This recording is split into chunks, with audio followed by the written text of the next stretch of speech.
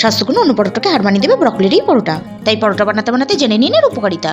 লাগছে ব্রকলি, আটা, ধনেপাতা কুচি, আদা বাটা, লঙ্কা কুচি, কাশ্মীরি মির্চ, কস্তুরি মেথি, জোয়ান, নুন, চিনি, হলুদ গুঁড়ো, চাট মশলা ও সাদা তেল। প্রথমে প্যানে জল দিয়ে তাতে নুন দিয়ে ব্রকলিকে ভাপিয়ে নিলাম। এবার মিক্সিং জারে ভাপানো ব্রকলি, ধনেপাতা কুচি, লঙ্কা কুচি দিয়ে মিহি পেস্ট বানিয়ে নিলাম। এবার একটা বলে ব্রকলি পেস্ট নিয়ে আদা বাটা, কস্তুরি মেথি, জোয়ান, কাশ্মীরি মির্চ, চিনি, নুন, হলুদ, চাট মশলা নিয়ে মিশিয়ে নিয়ে অল্প অল্প আটা দিয়ে মেখে সামান্য তেল দিয়ে একটা ডো বানিয়ে নিলাম। এবার এখান থেকে লেচি কেটে নিলাম। এখান থেকে মোট 8টা লেচি হয়েছে।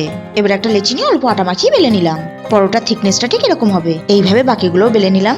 এবার গ্যাসে প্যান বসিয়ে ওই বেলে নেওয়া পরোটা শুকনো প্যানে 2 পিঠ সেঁকে নিয়ে তারপর সাইড থেকে তেল ছিটিয়ে 2 পিঠ ভালো করে ভেজে তুলে নিলাম।